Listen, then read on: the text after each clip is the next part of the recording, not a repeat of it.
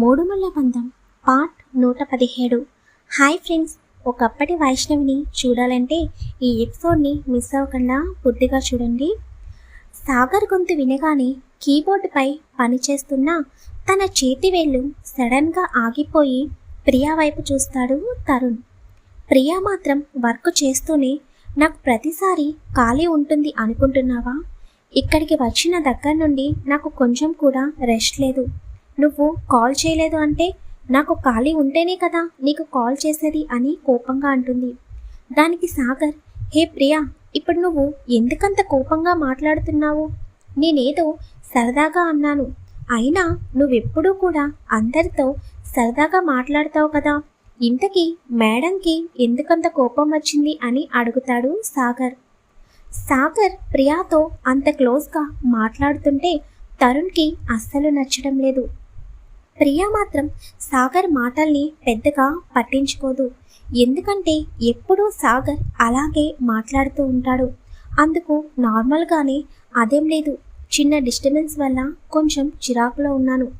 ఇంతకీ మన ఆఫీస్ ఎలా ఉంది, మన బాస్ ఎలా ఉన్నారు అని అడుగుతుంది.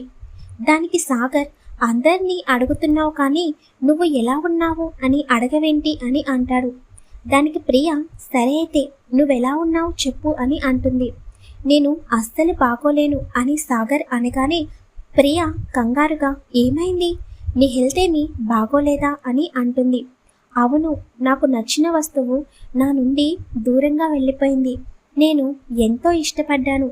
ఆ వస్తువు నా దగ్గరే ఉంటుంది అని అనుకోకుండా నా దగ్గర నుండి మిస్ అయిపోయింది అని చెబుతాడు ప్రియాకి.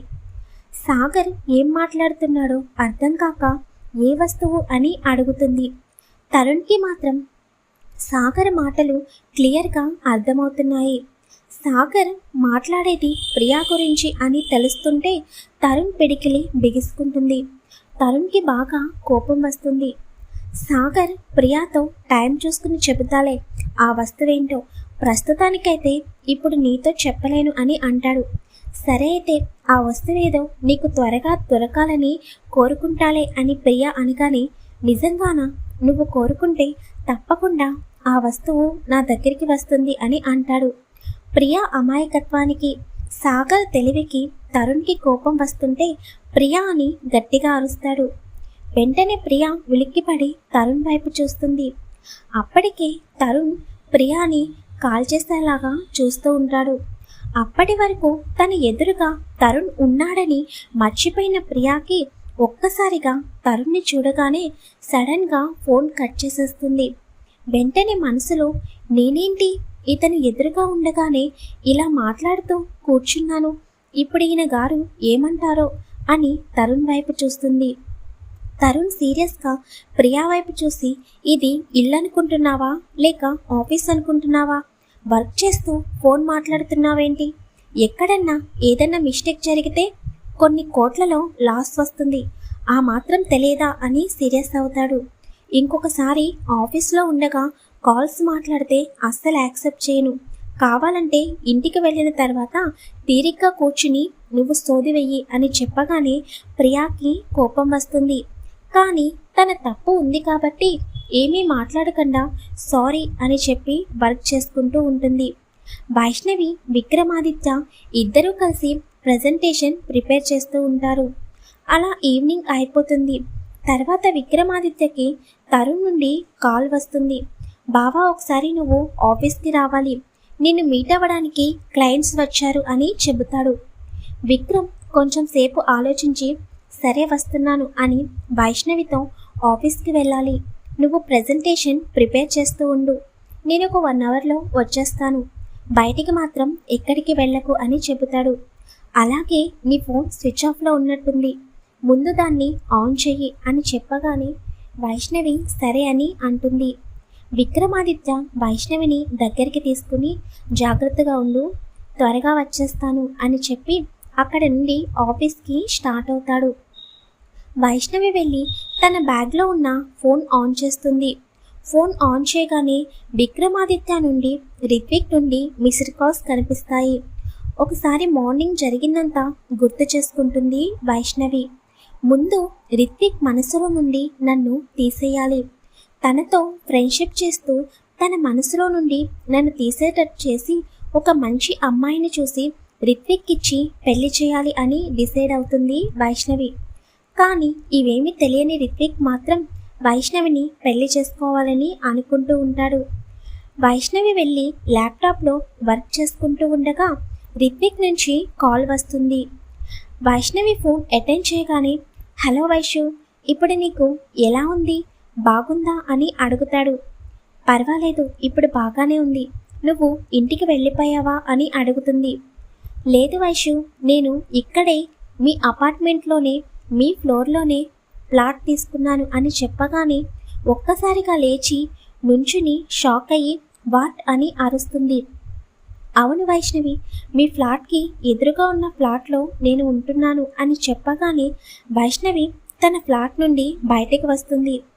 అక్కడ ఎదురుగా రిత్విక్ కనిపిస్తాడు. రిత్విక్ని చూడగానే వైష్ణవి ఎందుకు ఇక్కడ ఫ్లాట్ తీసుకున్నాడు? లేదు, రిత్విక్ ఇక్కడ ఉండడానికి వీల్లేదు.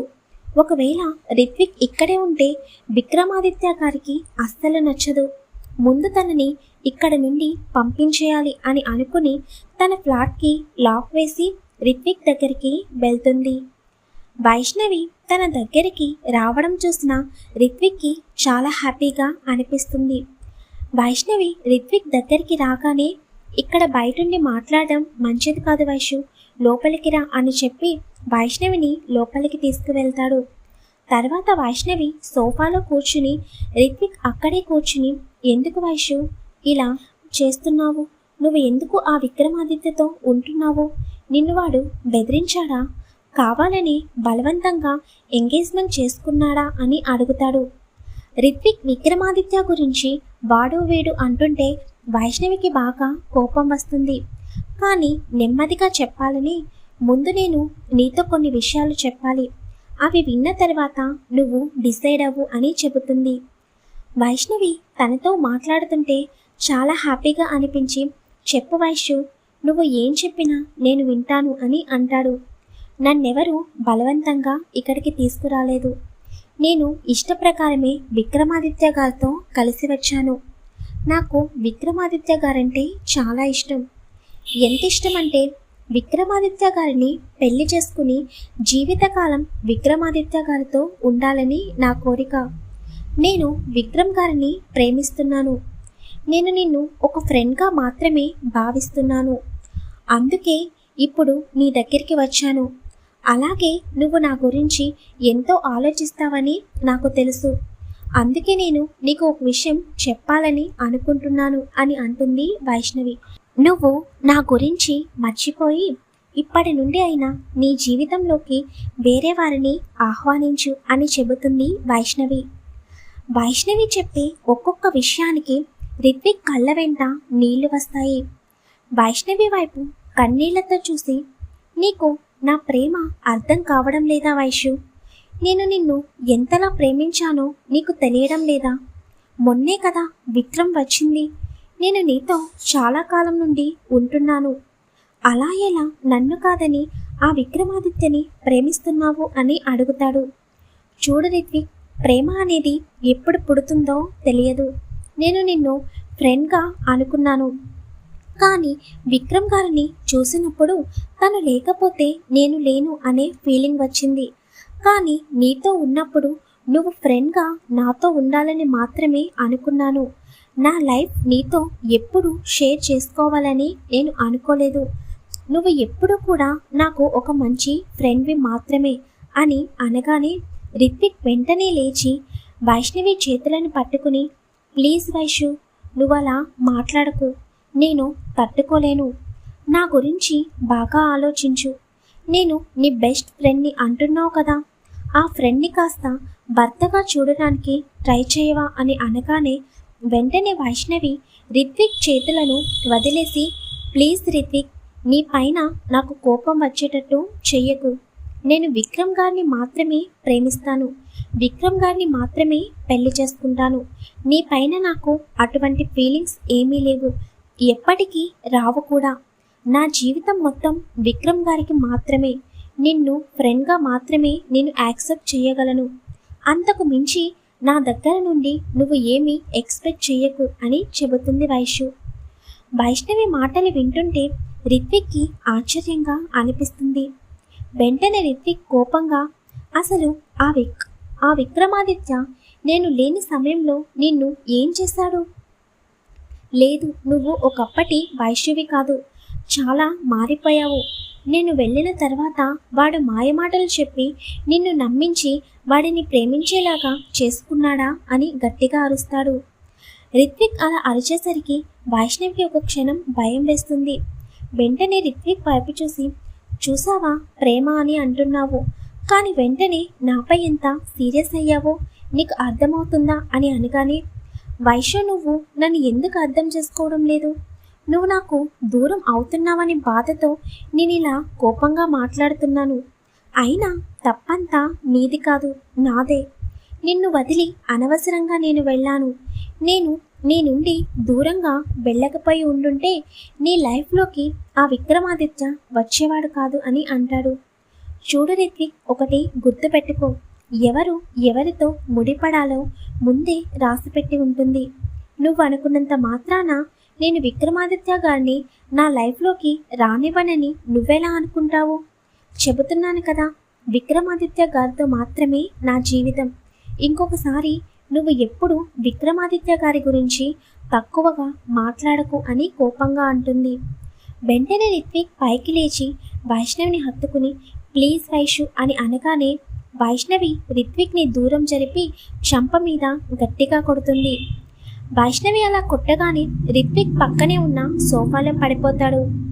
వెంటనే వైష్ణవి కోపంగా, నీకు ఇంత చెబుతున్నా కూడా నువ్వు ఎందుకు అర్థం చేసుకోవడం లేదు? ఉదయం కూడా నన్ను వచ్చి హక్ చేసుకున్నావు, ఇప్పుడు కూడా అదే తప్పు చేస్తున్నావు. ఒకప్పుడంటే నువ్వు ఫ్రెండ్గా ఉన్నావు అనే భావంతో నన్ను హక్ చేసుకున్నా నేను బాధపడలేదు, కానీ ఇప్పుడు నీ ఉద్దేశం వేరు. అలాగే నాకు విక్రమాదిత్య గారికి ఎంగేజ్మెంట్ అయిపోయింది. ఇప్పుడు నాకు విక్రమ్ గారే నా భర్త. ఇంకొకసారి నన్ను ఇలా తాకాలని ట్రై చేయకు అని అంటుంది. వెంటనే వెనకాల నుండి క్లాప్ సౌండ్ వినపడగానే ఇద్దరు వెనక్కి తిరిగి ఇప్పుడు నువ్వు అదంతా తెలుసుకోవడం అవసరమా అని అడుగుతాడు విక్రమ్. చూస్తూ ఉంటాడు. దానికి వైష్ణవి విక్రమ్ వైపు చూసి, వైష్ణవి ప్లీజ్ విక్రమ్ గారు చెప్పండి, నాకు చాలా ఆతృతగా ఉంది, బయటికి ఇంతకీ రిషి ఎక్కడున్నాడు ఇప్పుడు అని అడుగుతుంది.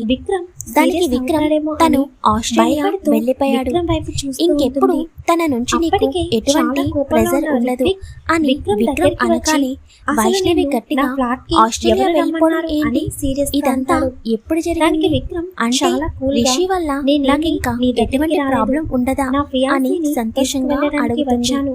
వైష్ణవి చెప్పాను కదా, రిషి వల్ల నీకు ఇప్పటి నుండి ఎటువంటి ప్రాబ్లం ఉండదు అని విక్రమ్ చెప్పగానే, ఇంతకీ మీరు రిషి అలా ఆస్ట్రేలియా వెళ్ళిపోవడానికి కారణం ఏంటో చెప్పలేదు అని విక్రమ్ చాలా కూల్గా మాట్లాడేసరికి అలాగే ఆశ్చర్యంగా వైష్ణవి రిషి విషయంలో వైష్ణవి చెబుతాడు.